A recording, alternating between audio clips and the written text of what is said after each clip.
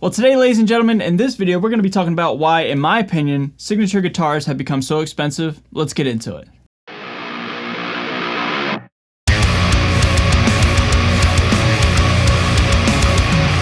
So what is going on, everybody? Thank you so much for joining me for today's video. My name's Ray. I'm a guitar player here on YouTube, and in the guitar industry, there has become this new trend where signature guitars have become insanely scarce, but also insanely expensive at the same time. Let me explain. This isn't across the board with all brands and all signature guitars, but in this video I want to be talking about, like I said, the common new trend of where guitar companies are not making a lot of their higher end signature guitars, but the ones that they are making are coming with a whole bunch of different bells and whistles and added features with the guitar, so it almost becomes like you're buying an experience of sorts.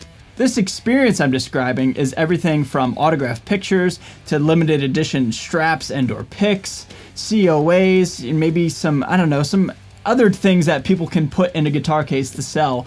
But long story short, man, the guitar is not enough anymore. These higher end production model signature guitars are now an experience, a big giant package, and therefore the price point reflects everything that you're getting with this guitar. Now, this fad that I'm calling of signature guitars being really limited and sold off as a unit of sorts with a whole bunch of different things added on isn't exactly the newest thing out there. The first time that, at least in my life, that really happened and it was a big giant success and just a buzz in the guitar industry was in 2007, where Chip Ellis, I believe is his name, worked with Fender and EVH and created the Frankenstrat replicas. That was like the first time, like I said, in my life where I was like, oh wow, this is not just a guitar, this is like an experience. This is a moment in time, a collector's piece, you know what I mean? So like, I'm sure there's probably ones before that one people could argue, but for me personally, that was the first time where I saw it and I was, you know, excited about it, I guess. But now, as of recently, more and more companies are starting to do this where the signature guitars, the higher tier signature guitars, when they come out, they're not just the guitar anymore for like the everyday player. When I say everyday player, I don't mean like a collector. I mean a player, somebody who's gonna buy it and use it as a tool.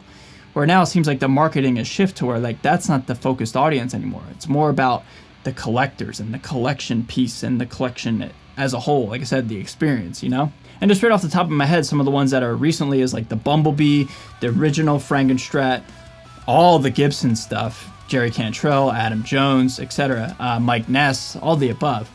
Dean Guitars is now even recently doing it with Kerry King as well as Doyle. So that's, you know, one of the more recent ones. But you could even throw, you know, PRS in there as well as like Ernie Ball, Music Man. You know what I mean? Like all the high tier signature artists guitars are really, really expensive and they come with something added extra.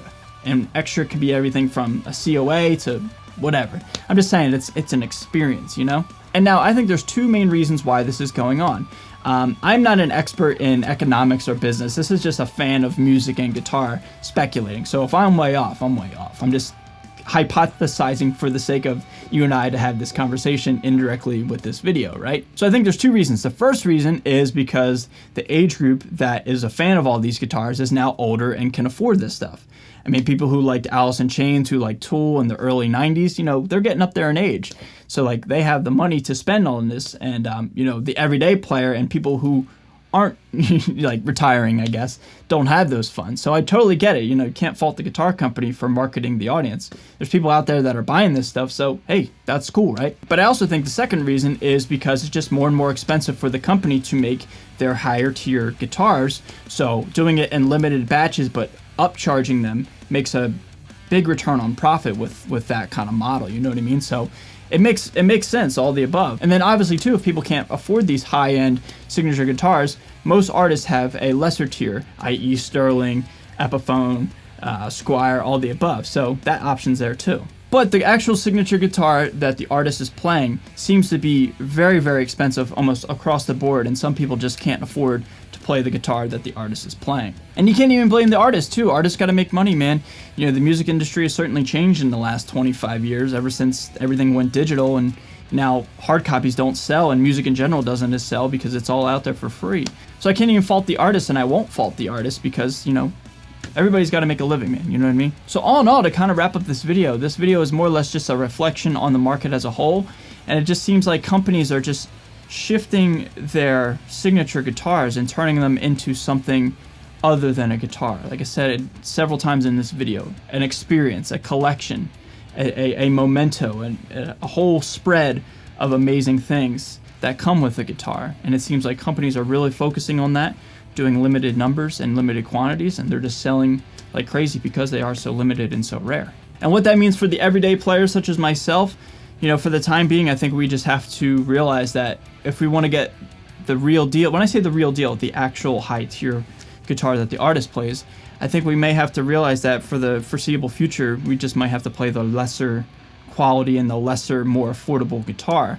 And that's not necessarily a bad thing, because those companies, like I said, Sterling, Squier, Epiphone, all the above, a lot of those guitars are amazing guitars in themselves, and a lot of companies also have brand name guitars just made in other spots wherever their higher tier guitars aren't made, you know? So everybody, that's my summary on why I think signature guitars have become so expensive over the last couple of years.